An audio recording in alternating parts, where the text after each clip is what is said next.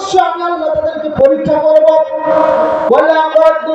ولقد فتنا الذين من قبلهم فليعلمن الله الذين صدقوا وليعلمن الكاذبين।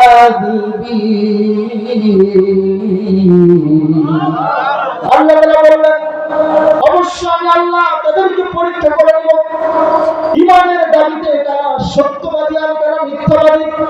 আমার প্রিয় ভাই আমার, যারা প্রকৃতপক্ষে মুমিন তাদের জীবনে পরীক্ষা আসবে কি আসবে না? এই পৃথিবীতে রব্বুল আলামিন যত নবী রাসূল পাঠিয়েছেন সকল নবীরা পরীক্ষা দিয়েছেন। জোরে কোন ঠিক কিনা? পরীক্ষা দেন নাই? আমাদের নবী সাল্লাল্লাহু আলাইহি ওয়াসাল্লাম তার জীবনে তিনি পরীক্ষা দিয়েছেন কিনা জোরে বলেন। বিশ্ব নবী সাল্লাল্লাহু আলাইহি ওয়াসাল্লাম যখন তিনি নবুয়ত প্রাপ্ত হলেন, নবুয়ত প্রাপ্তর আগ মুহূর্ত পর্যন্ত আমার প্রিয় নবীকে মক্কাবাসী অনেক ভালোবেসেছে। জোরে কোন ঠিক কিনা? নবুয়ত প্রাপ্তির আগ মুহূর্তে আমার প্রিয় নবীকে অনেক ভালোবেসেছে। শুধু তাই না, আমার প্রিয় নবীকে অনেক বিশ্বাস করেছে। সেই সময় কোনো ব্যাংক ছিল না মানুষের সম্পদ রাখার জন্য। নবীজির কাছে কাফেররা তাদের সম্পদগুলো আমানত হিসাবে রেখে যেত, আবার সময় মতো নবীর কাছে যখন ছিল তখন পেয়ে যেত। আমার প্রিয় ভাইরা আমার, এইভাবে বিশ্ব নবীকে এতটা বিশ্বাস করত যার কারণে আমার নবীকে আল আমিন উপাধি দিয়েছিল। জোরে কোন ঠিক কিনা? আমার প্রিয় ভাইরা আমার, বিশ্ব নবী সাল্লাল্লাহু আলাইহি ওয়াসাল্লাম যখন নবুয়ত প্রাপ্ত হলেন, নবুয়ত প্রাপ্ত হওয়ার পরে তার জীবনে পরীক্ষা শুরু হয়ে গেছে। এমন কোন পরীক্ষা নাই তার জীবনে নেন নাই। আল্লাহ রাব্বুল আলামিন তাকে জীবনে পরীক্ষা করেছেন, তিনি যেন ফাসির না হয়ে যান, তিনি যেন হতাশ না হয়ে যান। আল্লাহ রাব্বুল আলামিন তাকে সান্ত্বনা দেওয়ার জন্য কুরআনুল কারীমের সূরা বাকারার 134 নম্বর আয়াত নাযিল করে বিশ্ব নবীকে সান্ত্বনা দিচ্ছেন। আল্লাহ তাআলা বলেন ইযিবতালা ইব্রাহিম بكلمة فأتمهن قال إني جاعلك للناس إماما। জোরে জোরে বলে আল্লাহু আকবার। হে নবী, আপনি ফাসির হয়েন না, আপনি চিন্তাগ্রস্ত হয়েন না, আপনি চিন্তাগ্রস্ত হবেন না। নবী, আপনি ফাসির হবেন না, আপনি চিন্তাগ্রস্ত হবেন না।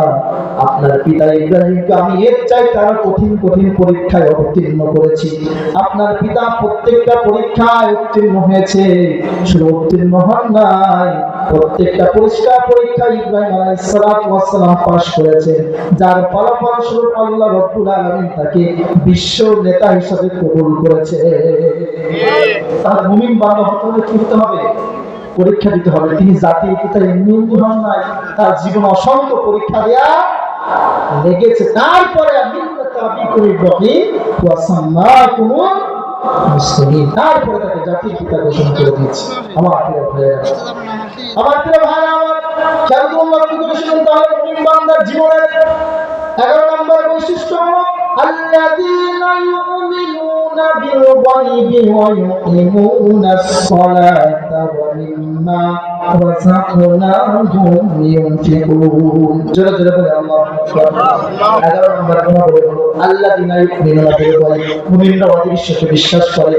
আল্লাহ আলিমুল গায়ব, আল্লাহকে আমরা দেখি না কিন্তু বিশ্বাস করি কি করি না? ওয়াকিমুনাস সালাত, মুমিনরা নামাজ কায়েম করে। কি করে? নামাজ কায়েম করে। ওয়াকিমুনাস সালাত ওয়া মিম্মা রাযাকনাহুম ইউনফিকুন, এরপর তাদেরকে যে রিজিক দেওয়া হয়েছে সেই রিজিক থেকে কার রাস্তায় ব্যয় করে? আল্লাহর রাস্তায়। সবাই বলেন কার রাস্তায় ব্যয় করে? সম্পদ দেওয়ার মালিক কে? জোরে বলেন আল্লাহ।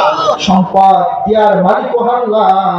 আবার আল্লাহ সম্পদ কেড়ে নিতে পারেন কিনা? জোরে বলেন পারেন না। আল্লাহ আল্লাহ সম্পদ দিতেও পারেন, আল্লাহ সম্পদ কেড়ে নিতেও পারেন। আমার প্রিয় ভাইরা আমার, তাহলে আমরা সবাই মুমিন হতে চাই? সবাই বলেন চাই। কারা কারা চাই? জিহাদ করে আল্লাহকে দেখায়। নারায়ে তাকবীর, নারায়ে তাকবীর। আল কোরআনের আলো, যেটা আমরা সবাই মুমিন হতে চাই। মুমিন হতে হলে 11 নম্বর গুণাবলী অদৃশ্যকে বিশ্বাস করতে হবে, 12 নম্বর গুণাবলী সালাত কায়েম করতে হবে, এবং 13 নম্বর গুণাবলী হলো আল্লাহর দেওয়া সম্পদ, আল্লাহর দেওয়া রিজিক কার রাস্তায় ব্যয় করতে হবে? সবাই বলেন কার রাস্তায়? ব্যয় করবো তো ইনশাআল্লাহ। আমার প্রিয় ভাই, আল্লাহ বলেছে জান এবং মাল দিয়া তার রাস্তায় সংগ্রাম করতে হবে। কি দিয়া? জান এবং অনেকে আমরা জান দিতে জানি কিন্তু মাল দিতে জানি না। কথা বলেন ঠিক কিনা? আমার অনেকে মাল দিতে জানি কিন্তু জান দিতে জানি না। কিন্তু জানও দিতে হবে, মালও দিতে হবে, তবে মুমিন হওয়া সম্ভব। আমার প্রিয় ভাইরা আমার, এজন্য সম্পদ যেহেতু আল্লাহ দিয়েছেন, এই সম্পদের মালিকও কে? আল্লাহ। কিন্তু বলতে পারবেন যে হ্যাঁ, এখন আপনি অসুস্থ হয়ে দেখেন, একটা বড় ধরনের সমস্যায় পড়ে দেখেন, আপনার বড় ধরনের সমস্যা আপনি পড়ে দেখেন যে আপনার লাখ লাখ টাকা চলে যাবে, যেরকম ঠিক কিনা? অথচ আল্লাহর রাস্তায় দান করতে গেলে আমরা কার্পণ্যতা বোধ করি, যেরকম ঠিক কিনা? আমার প্রিয় ভাই আমার, সম্মানিত ভাইরা আমার, প্রিয় আমার, মানুষ মারা যাওয়ার পরে মানুষের তিনটা আমলের দরজা খোলা থাকে। জোরে বলেন কয়টা? এক নাম্বার হলো সদকায়ে জারিয়া। জোরে বলেন কি? সদকায়ে জারিয়া। সদকায়ে জারিয়া হতে পারে আপনি একটা গাছ লাগিয়ে দিয়েছেন, হতে পারে আপনি একটা মসজিদ নির্মাণ করেছেন, অথবা মসজিদ নির্মাণের কাজে আপনি সহযোগিতা করেছেন। এরপর বলা হয়েছে এমন কিছু জ্ঞান, যে জ্ঞানগুলো রেখে যাওয়ার পরে মানুষ হিদায়াত প্রাপ্ত হবে। এরপর বলা হয়েছে আপনার নেক সন্তান। এই তিনটা নেক সন্তান যদি দোয়া করে, নেক সন্তান যদি দোয়া করে, তাহলে কিয়ামত পর্যন্ত তার আমলনামায় সব পৌঁছাতে থাকে। সুবহানাল্লাহ। এজন্য আল্লাহর ঘর মসজিদে যদি কোনো কিছু দান করে, সদকায়ে জারিয়া। ধরে বলেন কি? সদকায়ে জারিয়া।